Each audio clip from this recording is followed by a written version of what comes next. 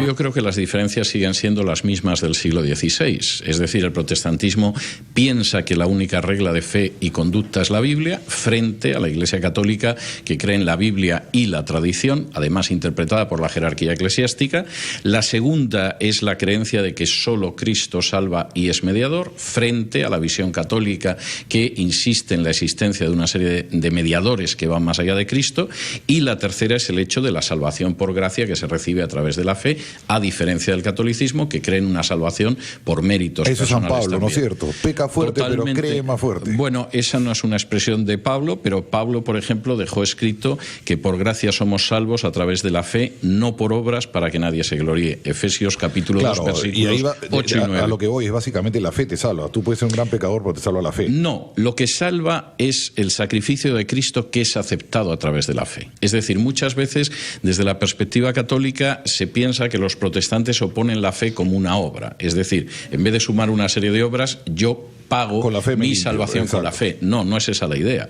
La idea es que la salvación la ha ganado Cristo al morir expiatoriamente en la cruz, y que ese sacrificio se recibe a través de la fe. Y eso opera en la persona lo que la Biblia llama un nuevo nacimiento, un cambio de vida. Pero entonces ahí tus obras individuales no tienen nada que ver. Tú puedes ser un gran pecador, pero como Cristo se murió, porque las obras son precisamente la respuesta de gratitud a la salvación gratuita de Dios. Es decir, las obras no son para que yo me salve, son porque yo ya he sido salvado.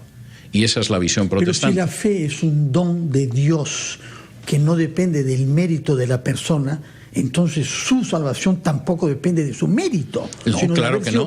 Claro que no. Efectivamente, la salvación no depende de nuestros méritos. La no salvación depende del mérito y del esfuerzo que uno pone en la vida por obrar bien. Entonces un narco que es creyente se salva. Bueno, vamos a ver, aquella persona que efectivamente reconoce que es pecador, cosa que afecta a todo el género humano, y que pone su fe en el sacrificio de Cristo en la cruz, efectivamente es una persona que es justificada a través de la fe, como explica Pablo, por ejemplo, en la carta a los Romanos o la carta a los Gálatas. Eso no significa que esa persona después vive de una manera impía, todo lo contrario. La persona que ha recibido por fe el sacrificio de Cristo en la cruz ve cómo se opera un cambio en su interior y opera obras no para salvarse, sino en gratitud al hecho del inmenso amor manifestado por Dios. Yo he visto poca gente más pecadora en el planeta que Pablo Escobar, y era un gran creyente, creía en la fe. Bueno, pero evidentemente no era un creyente en un sentido bíblico. Como dice la Biblia, los demonios creen y tiemblan. Sí.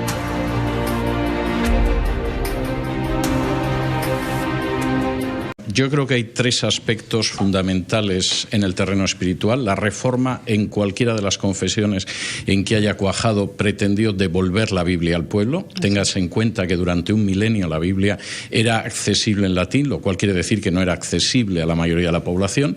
Pretendió devolver Cristo al pueblo, en el sentido de volver a colocarlo en el centro del debate teológico, donde se habían ido introduciendo el culto a otra serie de seres sobrenaturales, y pretendió devolver...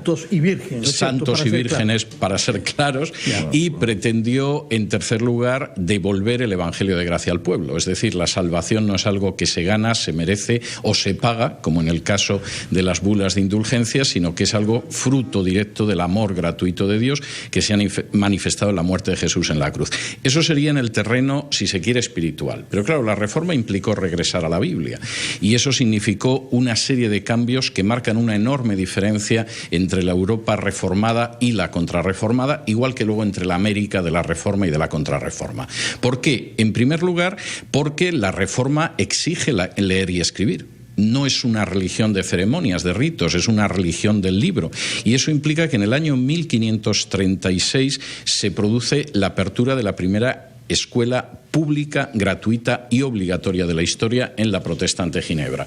En el Perú no ha habido una ley de educación pública hasta bien entrado el siglo XIX. La Reforma tuvo dos grandes aliados. Uno fue el libro, que empieza con Gutenberg. Uno es el libro. Es como el Internet. Si no hubiera habido libro, no hubiera leído y no se hubiera expandido las traducciones que hubo. Bueno, es que los adelantos técnicos, ¿no? Los adelantos técnicos siempre ayudan a la causa de la libertad. Y luego la protección los príncipes alemanes. Acá un tema político. Los príncipes alemanes necesitaban un adalid para pelear contra el Papa. Sí, pero no todos los príncipes alemanes apoyaron la reforma. Algunos fueron claramente contrarios a la reforma y el propio emperador, que era Carlos I de España y V de Alemania, era contrario. Pero se estaban enfrentando al emperador. Federico el Sabio se dio cuenta que este era un instrumento político bastante útil. Pero eso no sucedió ni en toda Alemania y, por supuesto, no en el resto de Europa. No pasó en Inglaterra. En Inglaterra la reforma fue perseguida inicialmente por Enrique VIII. De hecho, la reforma no cuaja en Inglaterra hasta Eduardo VI. Fue perseguida en Francia, en Suiza, etc.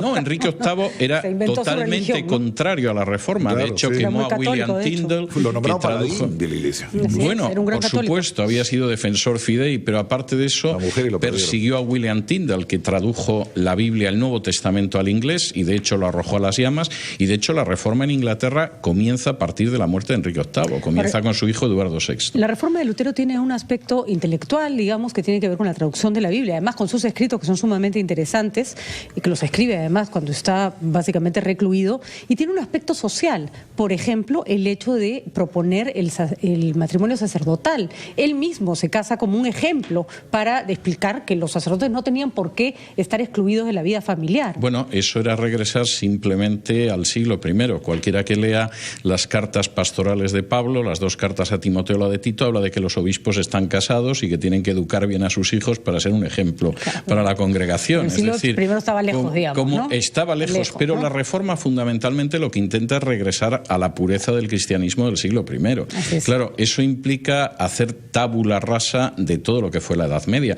pero no solamente en el terreno de la educación o del matrimonio de los clérigos. La reforma dispara la revolución científica. Es decir, durante un periodo enorme de tiempo que llega hasta el siglo XX, la revolución científica está en manos de protestantes. Por ejemplo, del año 1900 al año 1990, el 66% de los premios Nobel en ciencias fueron protestantes. El 22% fueron judíos educados en naciones protestantes. Además, hay una...